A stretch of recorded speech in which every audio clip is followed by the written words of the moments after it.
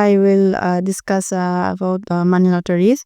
My topic name is money lottery, concept, applications, and insights.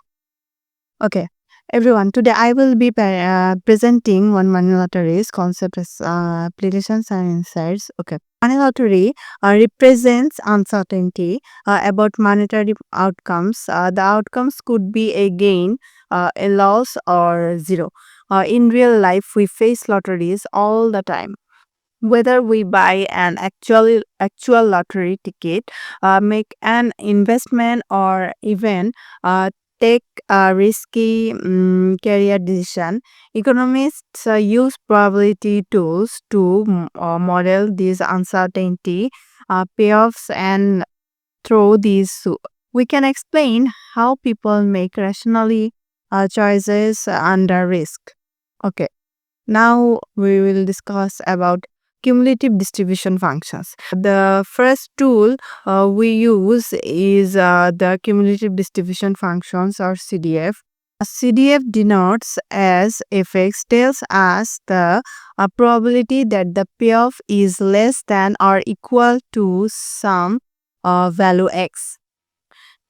Think of it as a way of adding up all probabilities up to a certain point. For example, if x is equal 100 taka, the CDF tells us the chance that our lottery payoff is 100 or less. The CDF always starts at 0 and gradually increases to 1 as probabilities add up. So the CDF helps us summarize the full picture of uncertainty in one curve. Okay, uniform distribution graph. Now let's look at uniform distribution. Here, every outcome in a certain range is equally likely. The graph of the CDF is a straight diagonal line. For example, if the lottery can give you any amount between 0 and 1, the chance of being below 0.5 is exactly 50%. That's why the line rises at a constant rate. This is like rolling a fair die. Each number has exactly the same chance. Okay, now we will discuss about non-uniform distribution. Real life is really uniform. In a non-uniform distribution, some outcomes are more likely than others. The CDF curve bends instead of being a straight. For example, the graph may climb steeply around certain values, showing those outcomes. Imagine investing in the stock market. Moderate returns are more likely than extremely high or extremely low returns. The curve reflects this unequal likelihood.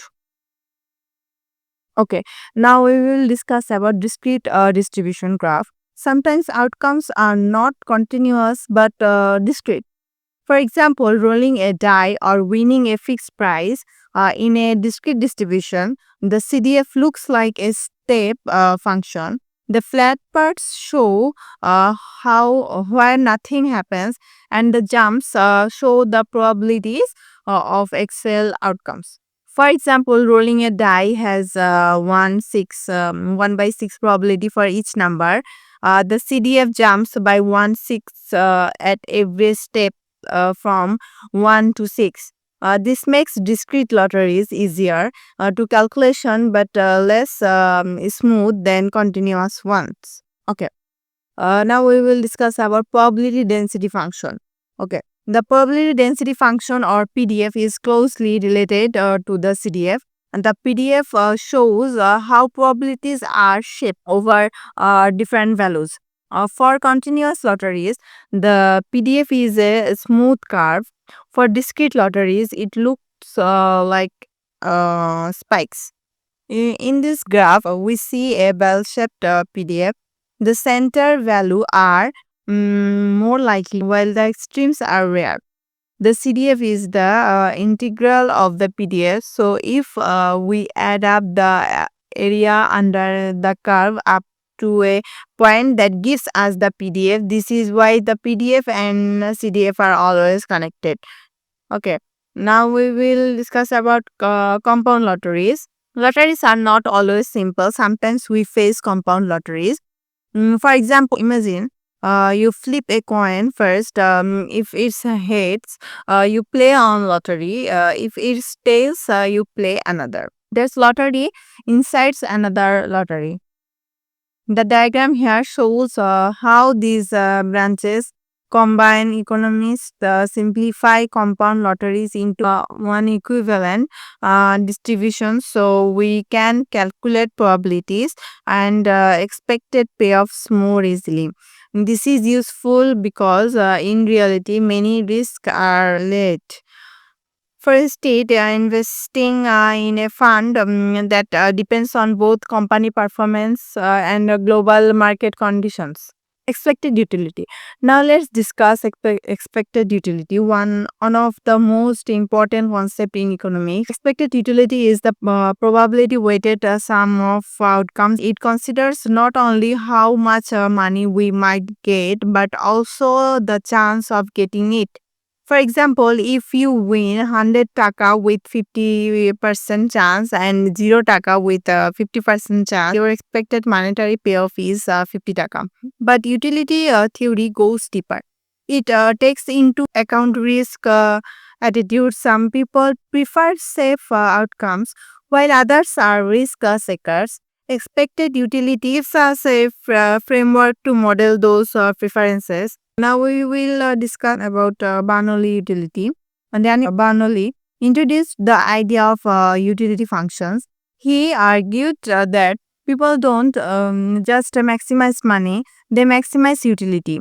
Utility functions are increasing, continuous, and bounded. This explains why the same 100 taka is more valuable to a poor person than to a rich person. It provides higher utility. Bernoulli's contributions laid the foundation of modern decision theory, helping us explain a real behavior instead of purely mathematical payoffs. Now we will discuss Petersburg Menger paradox.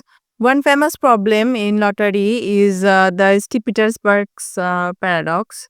Imagine a coin toss lottery. You win 2 taka if heads comes up first, 4 taka if it takes 2 tosses, 8 taka if these tosses, and so on.